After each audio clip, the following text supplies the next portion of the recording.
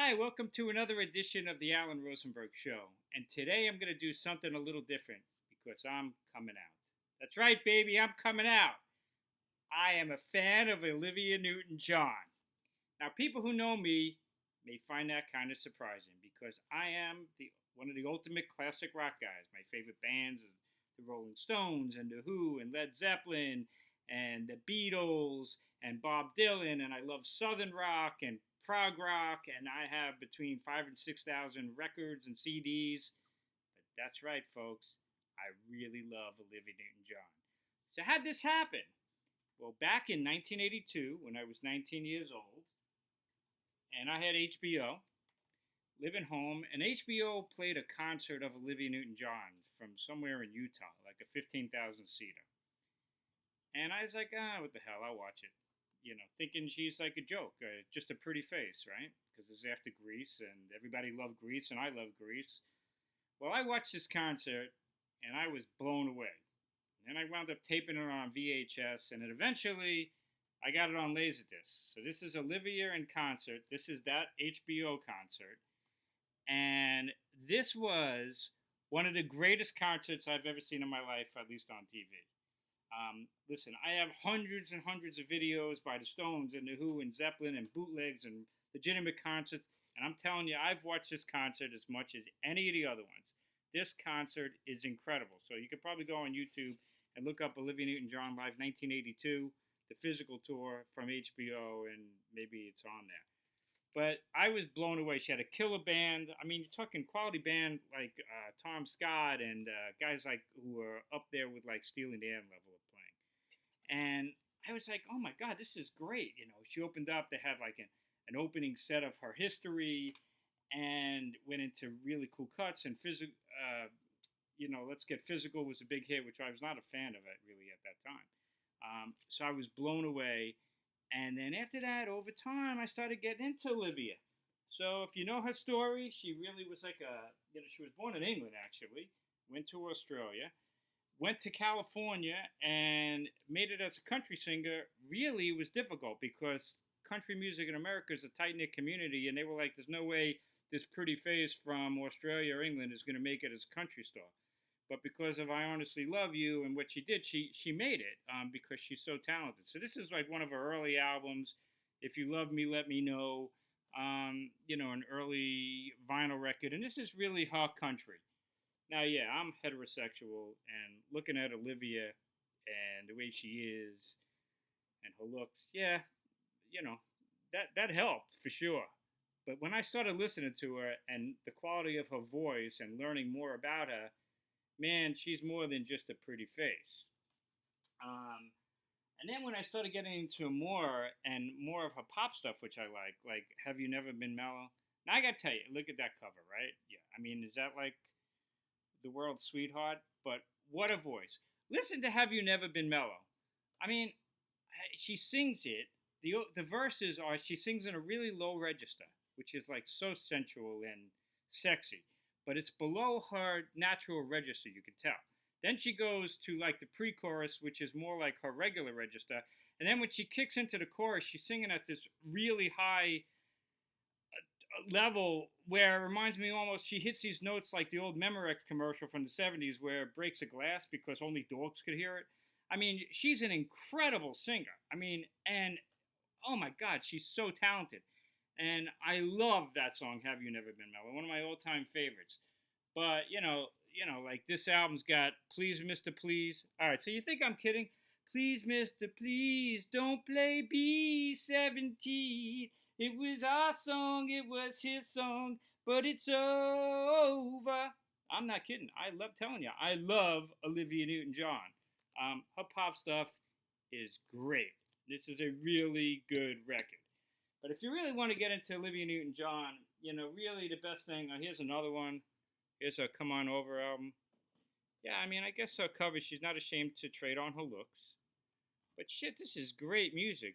She does Jolene, which is a Dolly Parton, song, and Come On Over, Long and Winding Road. Okay, her albums are not, like, perfect. And the funny thing is, it's damn near impossible to get these old original albums on CD. They're all, like, out of print, and they go for a ton of money. her latter albums you can get, which I'll talk about. But if you really want to, get into her, you get like a compilation. There's a ton of them. This is a really good one called Back to Basics. Had a couple of new songs, but these are the ones that I listen to the most. Deeper Than the Night, and there's just so many great songs. And I love how she uses her voice. Kind of like Have You Never Been Mellow, Magic, which is from the Xanadu soundtrack. Now, that was one of the worst movies I've ever seen. I can't even get through that movie. But I love that song, Magic. Kind of, again, sings in different registers within the same song. And it's silky, smooth, and great music and catchy. It's fun to follow her career when she starts as a country singer, then goes into pop, and then she starts sexing it up with like the Totally Hot album. And you get like A Little More Love, which is a great song. Just really great stuff. She's terrific. So if you want to get into her, there's a lot of compilations. This is like an early compilation of her country stuff, which is really not my favorite stuff. Her country stuff and some The Air That I Breathe, which is a Hollies cover. But the best of her pop stuff is just really great. I have a bunch of her stuff. Here's a laser disc of Physical, which was the album. Was never one of my favorite songs, but obviously was a big MTV video hit, and you can see why, because goddamn, she was hot back then. And here's another Laserdisc where she did like a TV show, and she had ABBA on it, and Andy Gibb, and stuff like that. I never been a really big ABBA fan or an Andy Gibb fan, but Olivia, she's something special. And then if you really follow her career, obviously she's been fighting cancer for like 30 years, and, she's just a trooper, and she's been through morphine and treatments and chemo and radiation and all of that. And she started writing her own songs, which is really cool. And she started putting out albums where she wrote the songs and talking about what she was going through. And one of the most special albums that she has is this one called Gaia. There's different covers of it, different releases. This is a CD. And she wrote these songs about her experience with cancer. There's a song there called Don't Cut Me Down. You got to check that out. You got to go on the internet and go to YouTube and put on Don't Cut Me Down. There's a lot of versions of it. She did one with a symphony orchestra.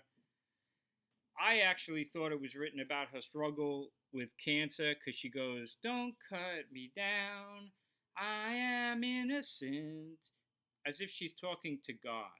Turns out she was writing about trees, Don't Cut Me Down, because, Olivia is just obviously a wonderful person and a humanitarian. She created the Olivia Newton John Cancer Center in Australia, and she's an environmentalist. I thought she was writing about herself, talking to God. Don't cut me down. I am innocent. I am your friend. It is an incredible song. Go check out Don't Cut Me Down, which comes from this Gaia album. But this album in entirety is really good. And then she continued on with that, where she wrote her own stuff and therapy for other people going through cancer. Here's one called Grace and Gratitude. Very different, not commercial.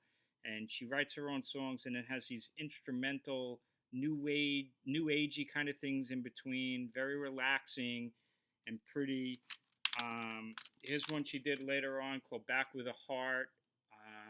Her latter stuff is really good. So she went from being a country singer to a pop singer to an international star with Grease. And then through her struggles, writing her own songs. It's quite a career. If you want to get into her again, you want to do like a greatest hits album. There's a couple of live ones. Here's one live with a symphony orchestra. I mean, Hopelessly Devoted to You. Listen, everybody loves Grease. And that wasn't even in the Grease show. They wrote that for her for the movie, and it's tremendous. Who doesn't love these songs? Suddenly, the wheels are in motion, and just fantastic music if you keep an open mind. Here's another one, One Woman's Live Journey, where, great live record. She obviously only plays with the best musicians. And if you ever go on YouTube and you watch like Leland Sklar, who's an amazing, legendary bass player who played with everybody, with Russ Kunkel on the drums, and he talks about who's the most talented people he's ever played with. And you're talking about Bob Dylan and Jackson Brown and the Eagles, and he puts Olivia Newton John up there right at the top because she's kind of like a Linda Ronstadt, not just a pretty face with a great voice, but somebody who controlled their career. You know, hand selected the songs that they wanted to put out when they were doing just covers, and tried different styles, and then eventually wrote her songs. And a very private person, pretty special. Here's another one, Woman in Song. So whether it's the country stuff or the pop stuff or the latter day stuff that she wrote, she's a hell of a talent. And I am not ashamed to say that Alan Rosenberg loves Olivia Newton John. That's my video for today. Thanks for tuning in. Please hit subscribe. Check out my other videos, which are pretty much focused on classic rock. But, yeah, I love Olivia. Thanks for tuning in. Have a great day.